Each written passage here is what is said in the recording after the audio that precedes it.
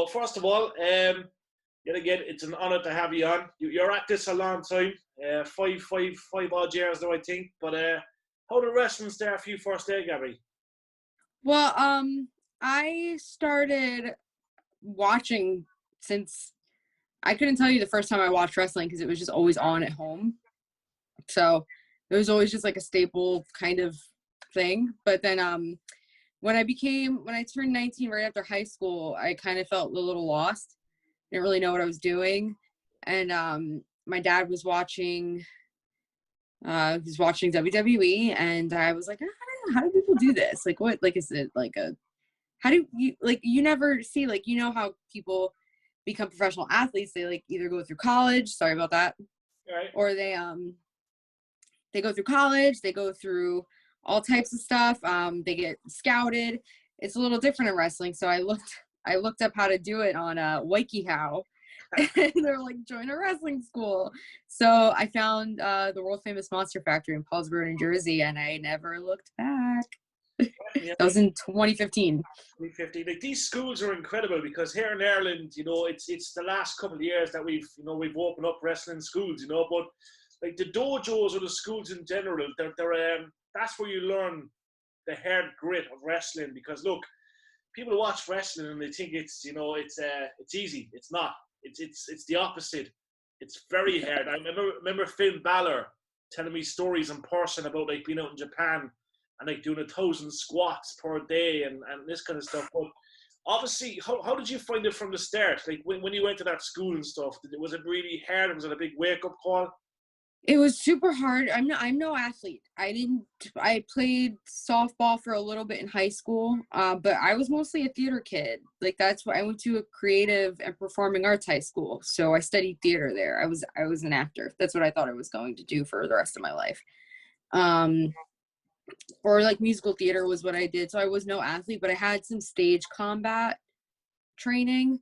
But that's only, you know, that's like elementary for wrestling. That's like, no, that's nothing. But it was getting acclimated to like having my body hurt all day, and you know, and after training, and bumping is like a huge thing. That almost, just not being able to bump correctly is almost what made me quit. So I took a good chunk of time off. So people ask me like, oh, how long have you been wrestling? It's technically been like 7 years, but I took like a good 6-7 months off because I didn't think I could do it. And then I came back and I ran the ropes a couple times just by myself and just took a flat bump, like no one touched me, like no one gave me a move or anything. I just took a bump and I did it right for the first time, and I hadn't touched the ring in 6 months. And that's like when it clicked. I was like, oh, okay, I can do this. And then that's when I never looked back, is after that brief break I took when I first started. I love it. And like you mentioned, just obviously, look, you know, there was any kind of goals before you went into the wrestling, but like that's definitely going to benefit you if it comes to like promos and mic work and stuff, because you have the gritty and the nitty stuff. Like, we see wrestlers on screen and they're not good talkers. They're fantastic wrestlers, but like when it comes to that promo, like MJF or The Miz or whoever, yeah, that's something that you probably have already. Oh, I stayed very quiet my first couple months training. I had my group of friends that like I made and stuff, but like I didn't really get to know a lot of the trainers on a more personal level, because I felt they were just kind of a little bit above me. I mean, my trainers were Blue Meanie, Damian Priest, and QT Marshall. Like, those are heavy hitters. And even before QT and Damian were on television, I knew that was happening for them because they were just so good. So I kind of kept quiet, and then we had a 3-day super camp with a bunch of different coaches and mentors coming in. And Kevin Kelly, he is with New Japan and formerly Ring of Honor and a bunch of other places. He did promo class, and that's when I busted out my skill. And Damien literally shot up from out of his seat. He was like, what was that? He was like, oh my God. And then Kevin Kelly was like, oh, you're TV ready. And I was like, I don't know how to wrestle. He's like, doesn't matter. Because I knew how to talk. So, yeah. Well, that's the big thing in the business. Obviously, it's great if you can wrestle, but like, you know, we've seen a lot of, I suppose, yet again, a lot of wrestlers that do struggle to talk. And you know, we know Vince likes a talker. We know All Elite Wrestling, it's about wrestling and promos, but you've got it all, you know what I mean? And yet again, you're making that impact on the indie scene. You know, we've seen you on AEW Dark. We know you've done stuff, you know, in Ring of Honor, and I know you were at the dojo and stuff, but like, it's been an explosive couple of years. I know we've had a pandemic. It's been a crazy 2 years here in Ireland. I know it's the same in America and Europe, but you've been active. You're being booked, and people like you. And, you know, you've been in great matches. You know, you're wrestling the best of the best on the indie scene. Obviously, you like it. You like traveling around the States. I do. It must be great fun. It is. It's a lot of fun, especially now that I drive, because like the first couple of years of my career, I didn't drive too much. I didn't drive at all. I would have to get rides to training or take a bus, or my dad would take me. I found a way. And then finally, like, I had a fear of driving, I think, that I never acknowledged, because I was, I don't know why. I'm a city girl. I live in Center City, Philadelphia. So I took buses everywhere. I took my car, I walked everywhere. I just didn't think driving was ever going to be a thing for me. But being able to drive is a huge asset, so you can make your towns and stuff. And like, I don't know if people realize, like, when I got my license to when I really started blowing up, you know what I mean? Really started getting a lot of bookings and stuff. Those two things correlate, because I was able to get to more places without having to rely on people.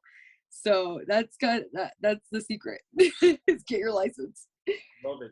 And like, we have to speak, like, you know, Gabs, like the indie scene is huge, right? So like we appreciate the independent scene here in Europe, and we know what it means to wrestlers. Like, we've seen Keith Lee come to Dublin before he was Keith Lee. You know, MJF was actually in Dublin. We've seen, you know, the best of the best on the indie scene.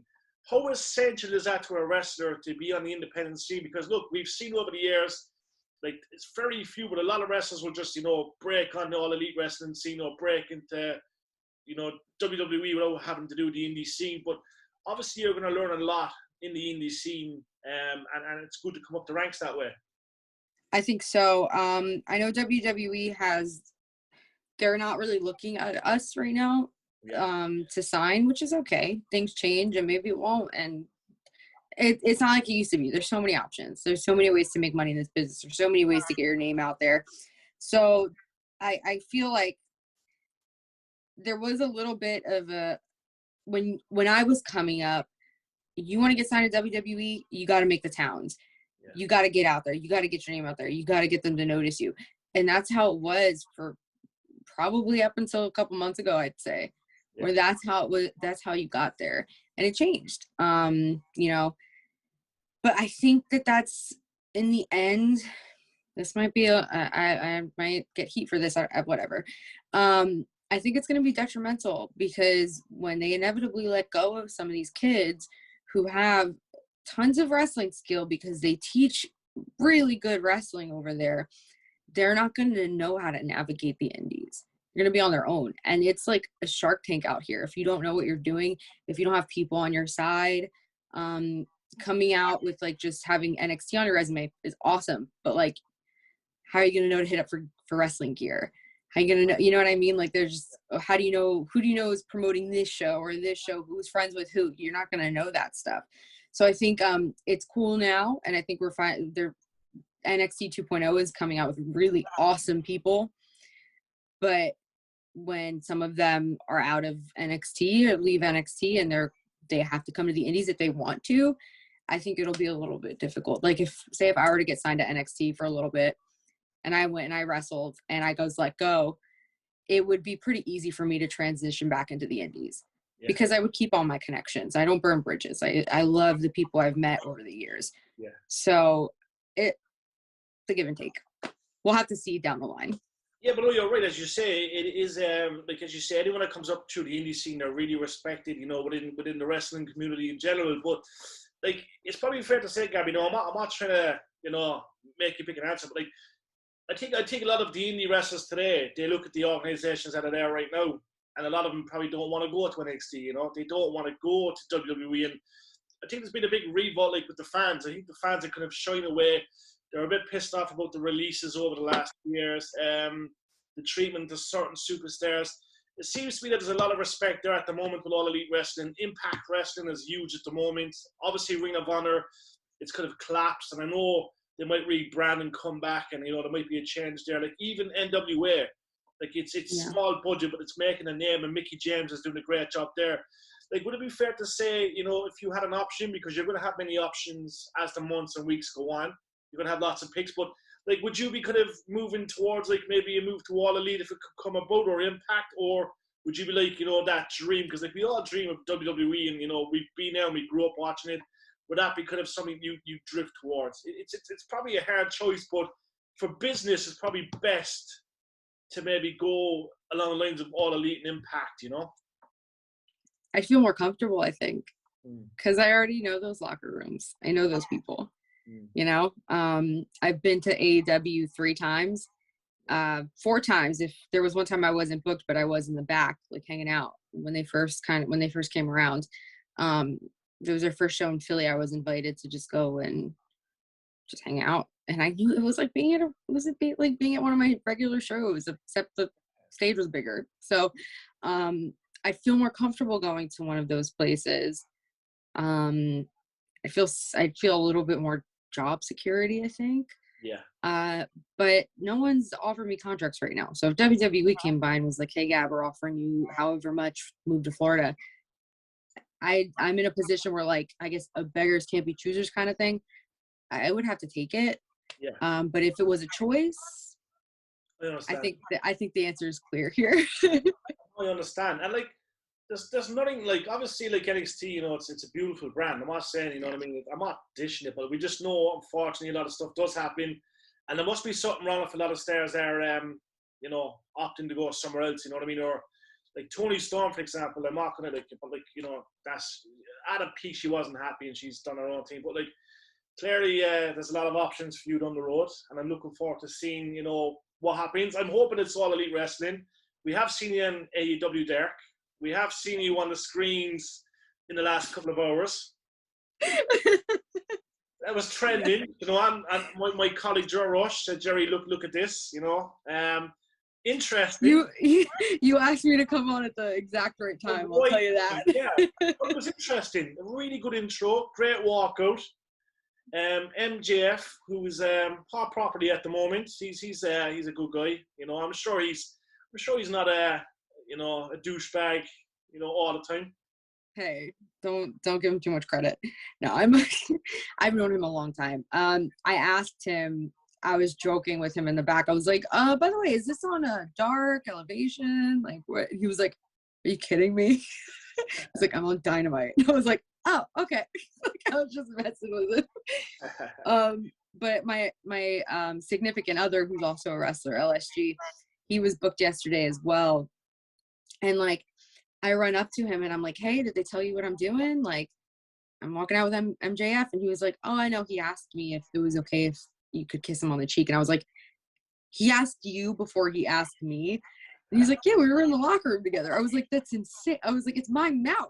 Yeah. No. But I guess it was out of respect. I guess I appreciate that. They're very cool about it. It was a fun day.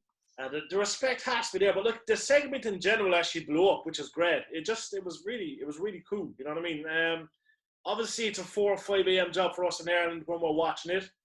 Now, being on Daddy Duties, I just got the highlights, but I did see the whole lot. I was really impressed. But Joe Rush was up watching it, and I got that little email this morning saying, Jerry, check it out. Gabby's on TV, and you know, but it was great. Obviously, you enjoyed it. Look, we've seen Becky Lynch do that in the past. Yeah. Becky Lynch was in the past. She was with We've seen MJF do it. We got shoved by Samoa Joe a couple, less than 2 years ago. Look at him now. Started only around the corner after doing something like that. You know. Mm-hmm. Definitely. Gabby, are we going to see you in Europe soon? Look, there's a lot of teams in Europe happening. OTT in Dublin. You have Phoenix Wrestling in Cork. You know, is this something that you'd like to do? Obviously, come to Europe. Yeah, I would love to come to Europe. I've been to Europe when I was 16. I went to England, which was beautiful. Lovely. But I have Irish ancestry, so I'd love to go to Ireland. Epic. I'd love to go to Ireland. Epic. It looks gorgeous out there. It's unreal. And look, we've had some decent weather. Look, it's been shit the last 2 years with lockdowns and pandemics. Our government's a bit strange, compared to the UK government and all that. But Ireland's a beautiful place, and the indie scene in Ireland is incredible. We have over-the-top wrestling that's produced, incredible stars and brings the biggest names over. Moxley was actually booked to come to OTT just before the lockdown. We've had Kenny Omega. So they get big names. But surely we're going to see you challenge for the OTT Women's Championship in the near future. I like the sounds of that. Yeah, I would love that. That would be incredible. I always knew that I am Puerto Rican and Irish. Those are the two things that I was always told that I am growing up. So I have a connection to Ireland, and I would love to go, and just wrestling there would be like the cherry on top of even just stepping foot in the country, because it just looks so amazing. And I would love to maybe know about whatever kind of ancestry I have there, where my family is from. I don't know much. I'd have to do some research, but I will do that research. So we look after either way. We have to mention, look, busy 2022 ahead. What are you hoping to achieve? Look, obviously there's a lot of bookings, there's a lot of stuff on the way, but for you, what would be the perfect 2022? I said at the beginning of the year that my resolution is for no resolutions, just to get weird with it and have fun. Yeah. And that's what I'm going to do. I'm just going to see what comes. I'm just like, if a booking comes, I'm interested, I'm going to take it. If I'm not, I won't. If like paper comes my way and there's like, you want to sign it, maybe, I don't know. I just like, every time I try to make a goal or try to do something and it like never happens, and I end up disappointed. So I'm just going to get weird with it and have fun. Like, I just want to have fun again with wrestling, because last year was busy. 2021 was every weekend, and that's why I haven't wrestled all of January. My first 2022 match is on Saturday. Yeah. I was like, I'm going to take this first month off, and then I'm going to go full steam ahead, and I'm just going to have a good time. And like yesterday at AEW was like the first kind of telling of like how my year's going to go. I'm just going to have fun with it. Best way to be. And last of all, look, I know you're a busy lady. Who was your inspiration growing up? We always have to ask that question. So like growing up, who was that female or male wrestler that really sparked you to say, right, I want to do this stuff? I mean, CM Punk, who flipped me off yesterday, and it was like the best moment of my life. It was so fun. That's a story I'll tell you another day. It was really funny. Because when I was a young kid, I always wanted to be straight edge. That did not pan out. But so I looked up to him, and he was this cool like rock and roll tattoo guy, and I was like, oh, hell yeah, like that. I love that. When I got a little bit older and AJ Lee started coming around, she's this small Puerto Rican girl who wore chucks, and so was I. I was like, wait a minute, I look like her. That's really cool. I had never seen a girl that looked like her in WWE. So I was a little bit older. When I was a kid, I just liked it. I just liked watching it. So I wouldn't say there was someone, but those two, which is funny because they're married. But CM Punk and AJ Lee were huge inspirations to me. Massive combo.